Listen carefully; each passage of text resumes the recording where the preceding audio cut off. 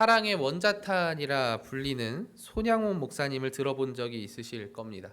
평생 여수 애양원에서 한센병 환자들을 돌보셨던 이 손 목사님은 우리에게는 여순 사건 때 두 아들을 죽인 원수를 용서하셨던, 그리고 그것만으로도 모자라 그 원수를 자신의 양아들로 삼았던 일로 더욱 유명한 분입니다.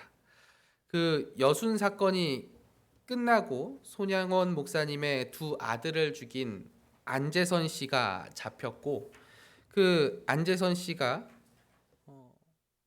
그 손양원 목사님의 두 아들을 죽인 것을 아는 격분한 마을 사람들이 안재선 씨를 죽이려고 준비하고 있었습니다. 그때 이제 손양원 목사님께서는 다른 곳에서 말씀을 전하고 계셨고, 딸에게 그 안재선 씨를 죽이지 못하게 하라고 막으라고 이제 딸을 보냅니다.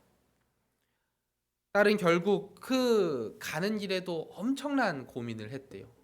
나의 오빠 둘을 죽인 저 사람을 이제 내가 살리냐 죽이냐 내 손에 달렸는데 정말 저 사람을 내가 살려줘야 하나? 그러면 정말 우리 아버지는 저자를 양아들로 드릴 생각인가? 하면서 갔고, 결국은 그 안재선 씨를 살리게 됩니다. 그렇게 목숨을 건진 안재선 씨는 자신의 행동을 회개했고 진심으로 손양원 목사님을 자신의 아버지로 따랐다고 합니다. 이 안재선 씨는 손양원 목사님의 권유로 신학교를 갔는데, 살인자의 설교를 누가 듣겠냐며 목사가 되는 것은 포기했다고 합니다. 성적도 너무 좋고 주변 사람들이 너무 잘하고 좋다라고 이야기했지만 본인의 그 죄책감 때문에 그러지는 못했다고 해요. 그러나 그의 아들인 안경선 씨가 목사가 되어서 지금은 아프리카 부룬디라는 곳에서 한센병 환자를 돕는 사역을 하고 계시다고 합니다.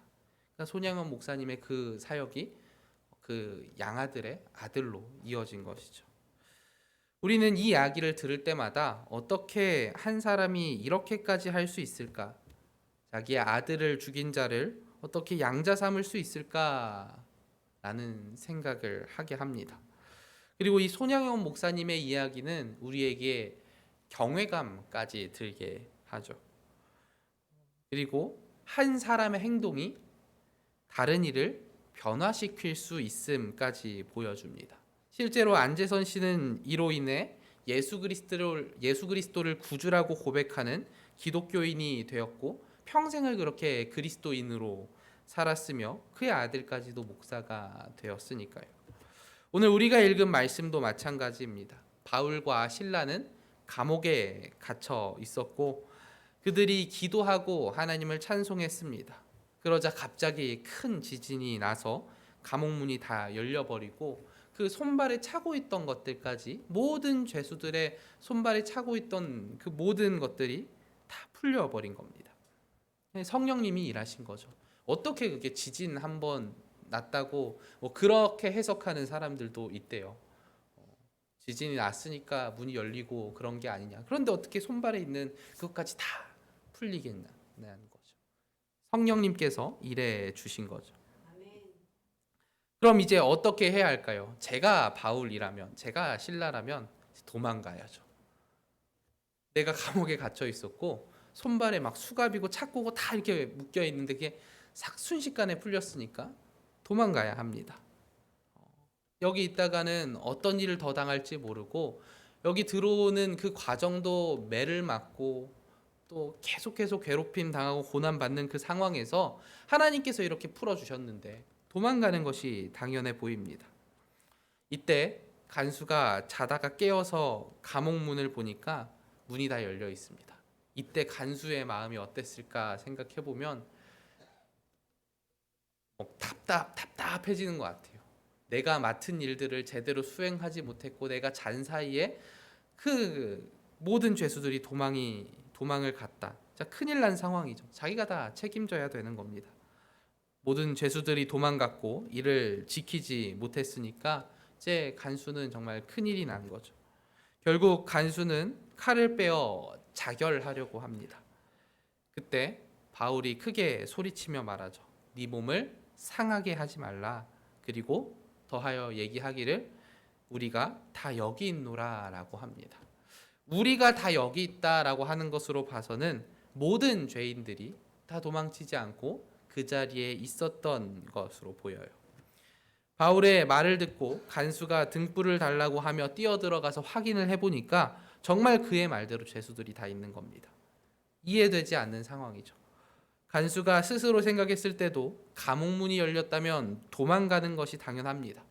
간수는 그러니까 문이 딱 열린 것을 보고 아이고 도망갔겠구나 하고 이제 나는 망했다 하고 자결하려고 했던 거죠. 그러나 죄수들은 도망가지 않았고 또 바울은 자신을 살리려고 합니다. 그냥 간수가 죽으려고 하면은 지금까지 그 바울과 실라의 일행을 가두고 괴롭혔던 간수잖아요. 그러면 그 자가 자결하려고 할 때 도와줄 이유가 없습니다. 또 굳이 우리가 여기 있다라고 알릴 이유도 없죠.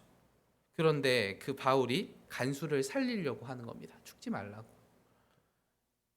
간수는 즉시 이제 바울과 실라를 데리고 나가 묻는 겁니다. 선생들이여, 내가 어떻게 하여야 구원을 받으리이까? 간수는 바울과 실라의 그 행동을 보고 어떤 종류의 경외감을 느낀 겁니다. 바울과 실라의 행동이 범인들과는 달랐고 그 행동이 자신의 목숨을 살리게 되자 이들에 대한 궁금함, 그리고 과연 이들은 누구이길래 이렇게 행동할 수 있나라는 생각이 들었던 거죠. 그리고 그 생각의 결과가 이 질문인 것입니다. 선생들이여, 내가 어떻게 하여야 구원을 받으리이까? 바울과 실라는 그에게 말합니다. 주 예수를 믿으라. 그리하면 너와 내 집이 구원을 받으리라. 그리스도인의 상식적이지 않은 행동, 손양원 목사님의 행동이 그러했습니다. 나의 안위와 나의 이익보다 다른 이들을 생각하는 행동, 한없이 이타적이어서 나의 두 아들의 생명도 앗아간 그런 사람까지 용서하는 그 행동. 바울과 실라가 자신의 안위만을 챙겼다면 도망갔겠지만 간수가 죽으려 하자 우리가 여전히 감옥에 있다며 자신들을 가뒀던 그를 살리려는 그 바울의 행동, 이러한 모습이 한 사람의 마음을 바꿨던 것입니다. 그 그리스도인의 한없이 이타적인 행동이 다른 이들로 하여금 복음을 듣게 하는 것이죠. 우리는 어제 점치는 귀신 들린 여인이 바울 일행을 향해 구원의 길을 너희에게 전하는 자라고, 그러니까 저자들이 구원을 전하러 왔다라고 이야기해도 그것을 제대로 진리로 예수 그리스도께서 우리에게 오셨다는 것으로 이해하지 못하는 이방 사람들을 보았습니다. 그 빌립보 사람들은 그것을 듣고도 이해하지 못했어요. 이렇게 복음을 듣지 못하는 자들이 어떻게 복음을 듣게 됩니까? 이 간수도 마찬가지였잖아요. 빌립보 사람이기에 바울이 어떤 죄로, 어떤 죄목으로, 그리고 어떤 이야기를 하면서 여기 들어왔는지 알고 있었을 텐데, 이렇게 복음을 듣지 못하는 자가 어떻게 복음을 듣게 됩니까? 먼저 복음을 요청하게 됩니까? 그리스도인의 행동을 보고 감화되어 복음을 듣게 되는 겁니다. 우리는 행위로 구원받지는 못합니다. 우리의 어떠한 행위도 우리를 구원하지는 못합니다. 내가 아무리 착하게 살고 아무리 선하게 살고 이타적으로 살고 그래도 그 행위가 나를 구원에 이르게 하지는 못해요. 절대로.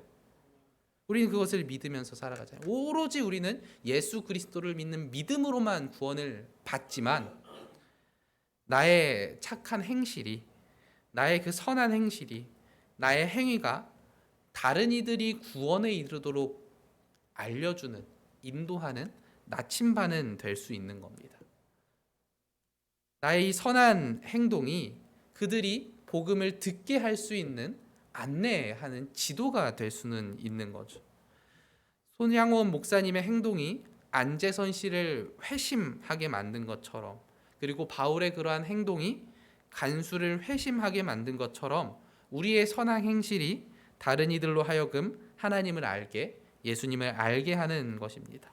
왜 그럴까요? 우리의 이러한 선한 행실이 나로부터 나온 것이 아니라 예수 그리스도를 닮아갈 때 나오기 때문입니다. 우리는 너무나 잘 알잖아요. 내가 선하지 못한 사람이라는 걸, 내가 선하게 살 수 없다는 사람인 것, 내 안에 있는 것으로는 나의 선한 행실이 나오지 않는데 우리가 예수 그리스도를 닮아갈 때 그것이 나오게 됩니다. 그리고 그러한 모습은 우리가 예수 그리스도를 닮아가는 그 모습은 결국 다른 이들을 감화시키고 그들로 하여금 예수 그리스도를 궁금하게 만든다는 것이죠.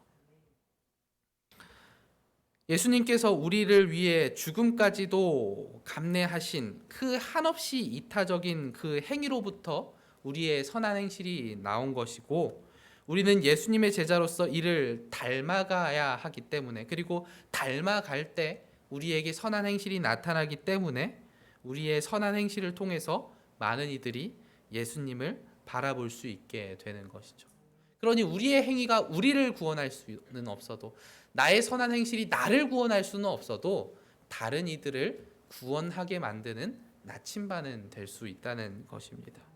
그러니 우리 사랑하는 남부교회 성도님들, 복음을 전하기 위해 내 모습에서 예수 그리스도를 나타내고 증거하기 위해 이타적으로 또 선하게 사시기를 바랍니다. 그것이 때로는 멍청해 보이고 어리석어 보일 수 있습니다. 이 손양원 목사님의 행동이 어떻게 보면은 착해 빠진 어리석은 일처럼 보일 수 있고, 바울도 그 상황에서 자신을 챙겼다면 도망가는 것이 옳아 보이지만 그러한 행동이 바꿀 수 있다는 것을 기억하시기를 바랍니다. 그리고 그것이 멍청하다고 어리석다고 이야기하는 것은 세상의 기준입니다. 그러나 예수 그리스도의 기준에서는, 복음의 기준에서는, 성경 말씀의 기준에서는 그 선한 행실이 예수 그리스도를 닮아가는 일임을 기억하시기를 바랍니다. 그리고 우리가 예수님을 닮아갈 때 세상 사람들은 우리의 행동에 감화되어 복음을 듣고 변화되는 일이 나타날 것입니다. 이것을 믿으시면서 예수 그리스도의 제자로서 그 죽으심을 닮아가는 우리 성도님들이 되시기를 기도하겠습니다. 기도합니다. 하나님 감사합니다. 주님, 우리의 행위는 우리를 구원할 수 없으나 다른 이들을 구원으로 인도하는 그 나침반이 될 것을 믿으니, 주님, 우리에게 선하게 행동할 수 있는 그 마음을 허락하여 주시고 다른 이들을 위해 나를 희생하고 양보할 수 있는 그 믿음을 허락하여 주시옵소서. 주님, 그것들이 나로부터 나오는 것 아니요 예수 그리스도로부터 나온 것을 내가 받아 누릴 뿐이니, 주님, 나에게 그 마음과 그 행위를 허락하여 주시옵소서.